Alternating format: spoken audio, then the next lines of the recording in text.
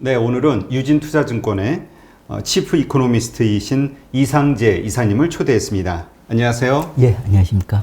네, 지금 글로벌 자금 유입으로 인해서 유동성이 더 풍부해지는 것 같고요. 그래서 정말 주식시장이 끝도 없이 오르는 것 같은 느낌을 받거든요. 예. 현재 상황에 대해서 좀 먼저 설명을 해주시죠.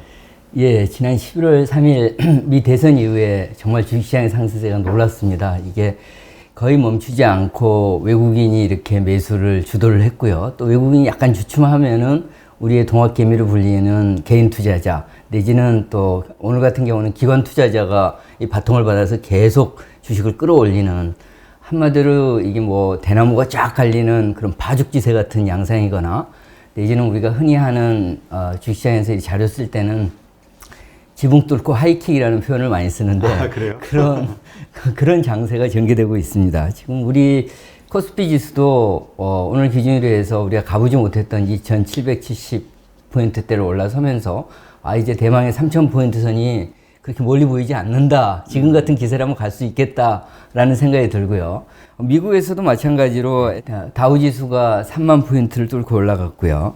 내지 이제 나스닥 지수도 12,300포인트를 뚫고 올라가는 그런 어떤 강한 상승 장세가 우리 주식시장뿐만이 아니라 전 세계에서 진행이 되고 있습니다. 솔직히 말해서는 미국이나 특히 우리가 좀 강한 편이고요. 제일 11월 이후에는 전 세계 증시에서 우리 증시가 가장 강했고요. 네. 미국도 좀 센데 유럽은 좀 상대적으로 그렇게 높이 올라가지 못했으니까 사실상 지난 한 달 반 가까이에는 전 세계에서 우리 주식시장이 가장 강한 시장이었다, 이렇게 평가를 해야 할 것 같습니다. 또 한 가지 특징은 사실은 근데 우리가 들리는 소식은 그렇게 아주 좋지 않지 않습니까? 그렇죠. 아주 불안하죠. 지금 들리는 건. 계속 코로나19 확진자가 미국이나 우리나 이렇게 계속 올라가고 있고, 이에 따라서 사회적 거리두기, 경제 봉쇄도 강화가 되면서 경기 침체에 대한 우려도 있는데, 주식시장이 이렇게 강하게 올라가니까 우리가 흔히 하는 얘기로, 그래서 이번에 장은 불안한 현실을 앞으로 개선되리라는 현실을 기대가 압도하는 장세다라고 저희가 정리를 할 수 있습니다. 이거를 우리가 차트를 하나 보면서 좀 더 분명하게 한번 확인할 수가 있는데요. 네. 이 차트를 보면서 말씀을 드리겠습니다. 여기 이제 두 가지 선이 그려져 있는데, 기본적으로 이 선은 독일의 민간 경제 연구소인 유럽 경제 연구센터, 우리가 ZEW라고 부르는데, ZEW에서 주요 국가들에 대해서 현재 경제 상황 지수가 어떻고 앞으로 6개월 후에 경제 성장 기대 지수는 어떻게 될 것이냐를 매월 지표를 발표를 하는데요. 네. 저희가 이 세계 지표는 발표를 하지 않는데, 저희가 미국과 유로존, 영국, 일본의 GDP를 가중 평균해서 각각 세계 지수로서 산출을 했는데, 이 파란색으로 그려진 밑에 있는 게 현재 상황 지수입니다. 이 지수의 기본적인 기준은 과거와 현재, 앞으로 중립이다. 그러니까 별로 좋아질 것도 없고 나빠질 것도 없다라고 할 때 이제 0선이 기준이 되는데요. 네. 지금 현재 상황 지수는 0선 밑에 한참 내려와서 마이너스 67.6이니까 지난 3월과 4월 달에 극심하게 무너졌던 것에 비해서는 조금 좋아지긴 했지만은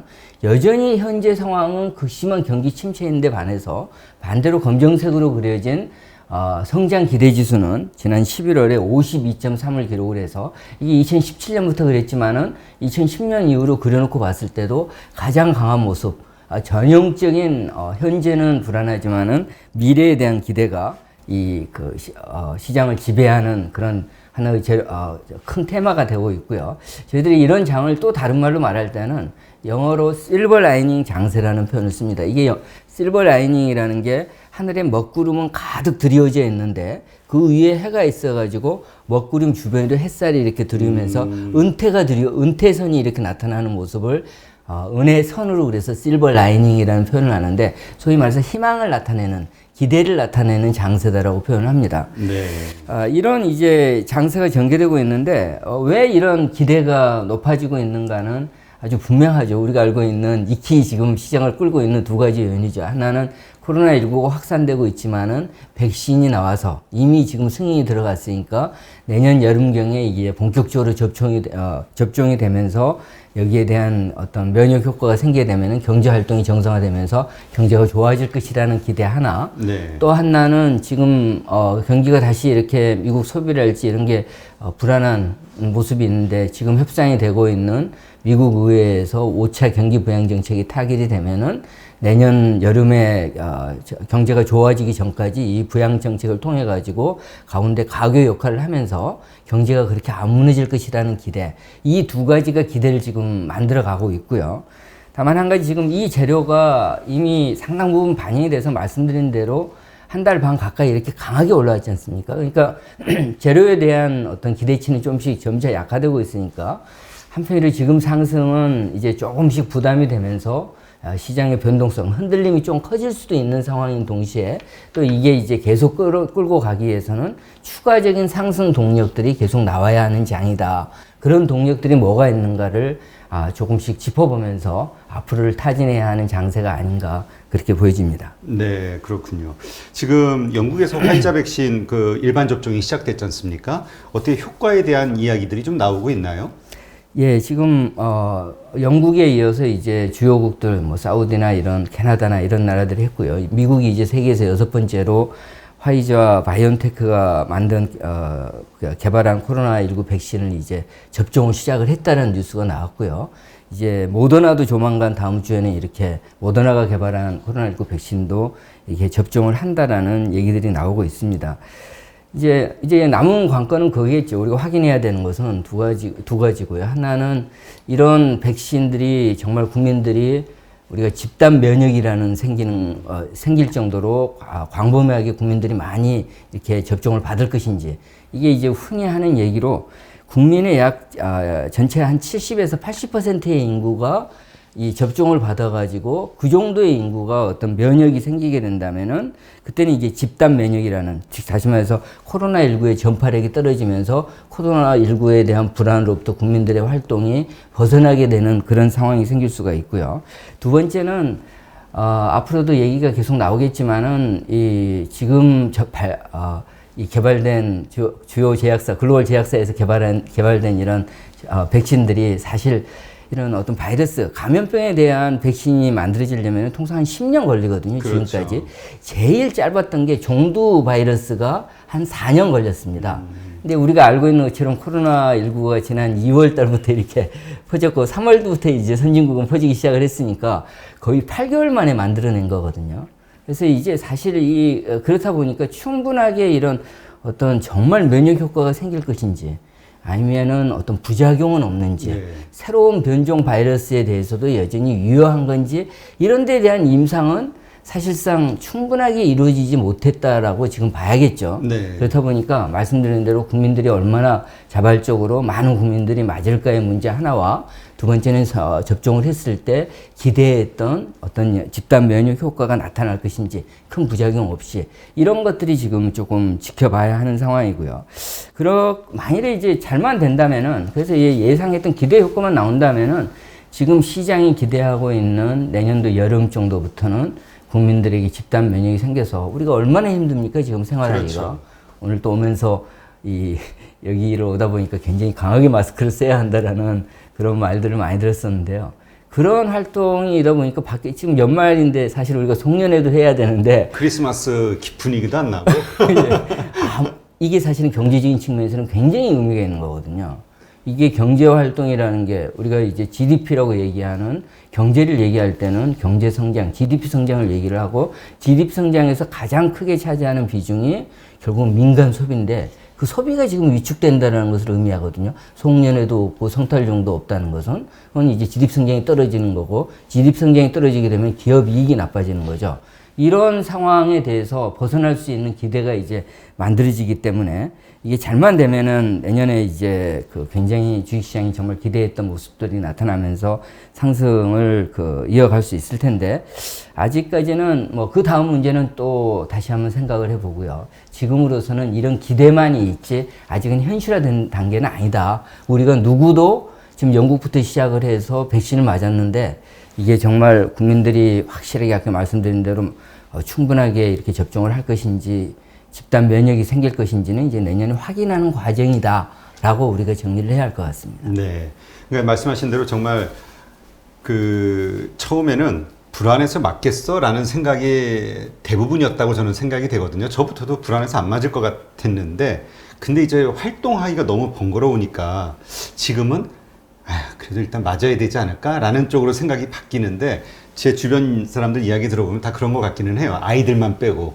예, 이게 조금 어려운 문제인 게 사실 이 치료제는 우리가 신종플루 걸렸을 때 타미플루 이렇게 먹게 되면은 나으니까 아픈 사람들이 가서 먹는 거거든요. 네. 근데 이게 이제 백신이라는 것은 내가 코로나19에 걸리지 않았는데 건강한 사람이 가서 백신을 맞게 돼서 이제 면역 효과를 가지게 되는 거니까 사실 이게 조금 지금 뉴스들은 많이 나오는데 말씀하신 대로 지난 11월에 조사했을 때는 미국 국민들에게 여론조사를 한 결과 전체 국민의 60% 정도가 접종을 하겠다 그랬는데 막상 이제 시작을 하니까 이게 한 40%로 떨어졌거든요. 네. 근데 이제 아마 내년에 가면은 그래도 국민들이 한두 사람이 앞에서 맞는 것들을 보면서 상당 부분 전 세계에서 이 접종을 하지 않을까 하는 그런 생각이 듭니다. 근데 그런 생각도 들거든요. 이제 막상 접종이 시작이 됐을 때 이제까지는 접종되면 괜찮아질 거야라는 기대감으로 주식시장이 올랐다고 하면 막상 접종하는 그 순간부터는 이제 당장 이제 현실 경제 수치에 대해서 돌아오게 되잖아요. 실물 경제에 대한. 이게 오히려 팔아야 되는 시점이 아니냐. 그 순간이 우리 보통 소문의 사고 뉴스에 팔아라 이런 말 있듯이 어떻게 보시나요? 예, 저희들도 그래서 사실 좀 그 내년도 주식시장을 볼때 경제가 지금처럼 아직은 그 나쁘지만은 그런 기대가 있을 동안에는 앞으로도 내년도 봄이나 여름까지는 상승 추세가 유효하지 않겠는가 이렇게 예상을 하지만은 막상 경제 활동이 정상화돼서 이제 경제가 정말 좋아지면은 그때는 이제 주식시장이 어떤 고점을 형성할 수 있는 오히려 이제 내년도 후반 정도로 가면은 시장이 그 전에 이제 충분히 반영돼서 올라왔기 때문에 조금 하락할 수 있는 여지가 있지 않느냐라고 생각을 하는데요. 그렇게 보면 가장 큰 배경은 사실은 이번 상승 장세를 초반부터 이끌었던 지난 4월 후반 이후에 이끌었던 것은 각국 정부의 재정 지출 확대나 특히 중요한 것은 중앙은행들이 엄청난 금융 완화 정책을 통해 가지고 유동성을 확대시킨 게 이게 글로벌 시중 유동성, 풍부한 시중 유동성이 주식시장으로 들어오면서 상승 동력을 만들어낸 거거든요. 네. 이런 유동성 장세 같은 것을 만들어냈는데 정말 좋아지게 되면 이제 우리가 기대할 수 있는 것은 그건 거죠. 이제 그동안 올라가지 못했던 물가가 올라갈 것 같다. 물가가 올라가게 되면은 중앙은행들이 계속 지금까지는 경제를 살리기 위해서 무엇이든지 하겠다라는 말을 해왔었는데 이제는 그런 어떤 강한 금융 완화, 유동성 공급 정책에서는 최소한 그걸 멈추거나 조금 더 나서면은 이게 이제 후퇴될 수 있는 긴축으로 갈 수 있는 위험이 있다라는 거죠. 그래서 저희들이 지금 사실 내년도 주식시장의 가장 큰 위험은 미 연준이 내년도 여름 그러니까 6월이나 내지는 8월 초 내지는 9월 달 FOMC 회의 정도에서 지금 풀고 있는 우리가 자산 매입 정책, 유동성을 풀고 있는 미 연준이 이제 채권을 사들여서 국채나 MBS를 사들여서 유동성을 공급하는 건데 그 부분을 조금 이제 멈추는 내지는 이제 매입 강도를 줄이는 우리가 이걸 테이퍼링이라고 얘기하는 거죠. 2013년에 당시 벤 버너키 의장이 이걸 발표함으로 해서 지난 9개월 동안 엄청나게 한 20% 주가가 빠진 경험이 있었거든요. 그런 것들이 좀 나올 수 있다라는 게 말씀하신 정말 경제가 좋아졌을 때 그걸 일종의 그 뉴스에 파는 시점이 소문의 사고 뉴스에 파는 시점이 될지 모르지만은 주식시장을 결정하는 그런 기본 펀더멘털 측면에서도 그런 요인들이 나타날 수 있어서 내년도 흐름을 조금 상고하제로 보고 있는 사람들이 좀 많습니다. 네.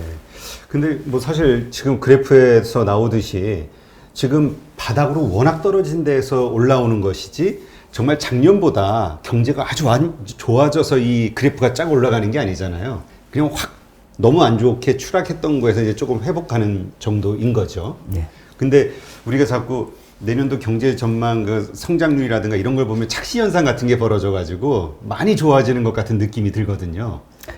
예, 이 GDP 성장률 같은 경우에는 사실은 우리가 올해 무너진 거하고 내년에 이제 많이 올라가는 것을 평균해서 2년 평균으로 본다면은 지난 2019년이나 18년 그동안 추세를 가지고 이렇게 왔던 것에 비해서는 여전히 2년 평균하면 낮습니다. 네. 근데 이제 조금 기업들의 이익은 또 조금 다릅니다. 왜냐하면 우리 같은 경우에는 사실은 내수가 고령화나 이런 것들로 인해서 부진한 상태이기 때문에 전체 GDP 성장률은 낮게 가지만은 우리나라에서 경제 성장률과 우리 주식시장 코스피하고 가장 큰 차이점은 말씀드린 대로 우리 경제 성장률에서는 내수가 차지하는 비중이 큰데 코스피 기업들에서 영업이익과 매출에서 보면은 수출이 거의 한 80%거든요. 네.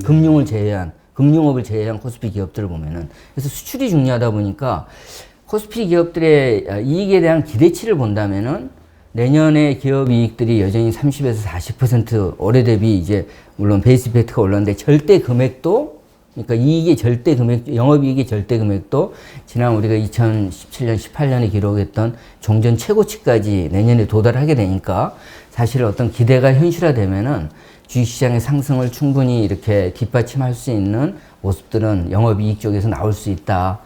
그래서 GDP 성장률 그 자체 뭐 전년 동기비 여전히 마이너스 아니야 이런 생각보다는 기업 이익 쪽에서 보면 주식시장 쪽에서 강세를 조금 수긍할 수 있겠구나라는 그런 생각도 듭니다. 네. 근데 그러한 수치에 대해서 두 가지 좀 다른 의견도 있는 것 같아요. 하나는 이게 좀 특정 기업들, 그러니까 대기업들 위주의 어떤 뭐 미국도 그렇지 않습니까? 이 양극화, 예. 대기업과 그다음에 플랫폼 기업과 그렇지 않은 예. 뭐 중소형 기업들의 그 이익의 차이. 예.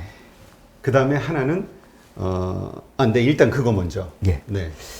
예, 지금 미국은 조금 심각하죠. 미국은 사실은 주가가 많이 올랐지만은 이 소위 말해서 이 코로나19로 인해서 격리된 상태에서 언택트 수요에 혜택을 많이 받게 된 그런 판기업이랄지 이런 쪽을 중심으로 해서 그쪽 기업들의 이익이 집중될 수밖에 없었고요. 네. 나머지 기업들하고는 가령 그 S&P 500에서 이 5개 기업을 제외한 기업들의 주가와 이 5개 기업들의 주가는 정말 천양지차고 기업 이익도 천양지차해서 조금 그 괴리가 크다라고 할 수 있는데요. 우리나라 같은 경우에는 그래도 미국보다는 조금 낫지 싶습니다. 네. 사실 우리나라는 삼성전자랄지 이런 보면은 수출 중심으로 해서 이루어지다 보니까 그런 대로 아주 양극화가 그래도 미국보다는 조금 부담이 덜하다. 기업들 간에 있어서 네. 그렇게 볼 수 있고요. 또 한 가지는 사실은 그 내년도 이제 정말 경제가 좋아지면은 우리가 조금 긍정적으로 볼 수 있는 요인 중에 하나가 올해는 소위 말해서 이 바이오랄지 뭐 전기차나 이런 친환경 에너지 기업 이런 어떤 일부 쪽이었었는데 반해서 우리가 경제와 밀접한 산업재나 소재는 사실은 올해 주식시장이 별로 안 좋았거든요. 후반에 조금 올라오긴 했지만은 여전히 지금 대부분의 이런 산업재나 소재주는 주가가 못 올라왔는데 내년에 이제 경제가 좋아지면 이쪽이 이제 실적들이 좋아지게 되니까 우리는 상대적으로 이쪽 경제가 좋아지면 좀 혜택을 받을 수 있는 그런 룸도 조금 가지고 있어서 미국의 양극화, 주식시장에 나타난 양극화나 기업 이익의 양극화보다는 우리는 조금 더 좋지 않겠는가 그런 생각도 듭니다. 네. 또 하나의 이유는 영업이익이 우리가 말씀하신 대로 많이 늘어났잖아요. 근데 거기에는 그 우리가 뭐 영업비, 마케팅비, 광고비 뭐 이런 것들 고정 지출 부분이 좀 줄었기 때문에 이익이 좀 늘어났다라는 의견도 있잖아요. 예. 뭐 그거는 올해 그나마 기업 이익들이 선방한 게 비용이 줄어들어가지고 네. 그런 측면이 있는데요.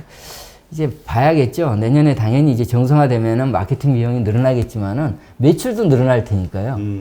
양쪽에서 이제 그런 측면들이 아까 저희가 통화 정책을 말씀을 드렸는데 그런 것들이 이제 이익의 증가세가 내년도 여름 넘어가게 되면은 사실은 내년도 4분기 정도 가게 된다면은 그리고 좀 빠르면은 3분기부터는 베이스 이펙트 우리가 흔히 얘기하는 기저 효과가 없는 거죠. 소위 말해서 기업 이익은 전년 동기비 이익 증가율이 어떻게 되느냐를 주로 많이 보는데 내년도 2분기까지는 굉장히 강하겠지만은 3분기, 4분기 가면은 이익의 증가세, 이익이 좋게 나오더라도 증가세는 확실하게 둔화가 될 테니까 그런 것들이 이제 내년 여름까지는 시장에 대해서 좀 긍정적으로 보겠지만은 여름이 좀 지나면서부터는 한번 쉬어서 생각해 볼 필요성이 있겠다라는 것들을 같이 이렇게 뒷받침하는 요인들 중에 하나이고 그런 것들을 이제 지적하신 걸로 보여집니다. 네. 그러면 지금 한국 시장 현재 뭐 1000명, 일일 확진자가 1000명을 돌파했잖아요. 이제 최고치를 찍고 가고 있는데 그러면서 뭐 진짜 3단계를 그 거리두기 3단계를 시행해야 되냐 마냐 지금 논의가 되고 있고요. 이러한 상황, 지금 외국인들은 한국 시장에 대해서 어떻게 바라보고 있나요? 예, 외국인들이 한국 시장을 바라보는 것은 크게 보면은 두 가지고요. 그 두 가지 요인들이 다 지금 최근에 외국인들의 주식 매수를 뒷받침할 정도로 한국이 제일 좋아 보인다라는 첫 번째는 이머징이 좋아 보인다. 선진국보다는 이머징이 좋아 보인다. 그리고 네. 이머징 가운데서 대표 주자는 한국이기 때문에 한국이 참 좋아 보인다라는 두 가지 얘기를 하고 있습니다. 한 가지는 이제 첫 번째 얘기 나오는 것은 지금 내년도 세계경제 IMF가 지난 10월 달에 발표한 전망 자료를 보면은 세계 GDP는 올해 마이너스 4.4에서 내년에 5.2%인데요. 세계 교역량은 올해 마이너스 10%에서 내년에는 플러스 8%로 전망을 하고 있습니다. 이제 교역량이 GDP 성장률이 세계 GDP가 올라가는 것보다 교역량이 더 크게 늘어나는데 외국인들이 주목하고 있는 것은 세계 교역량 변동에 비해서 그에 대해서 한국의 수출은 훨씬 탄력적이다.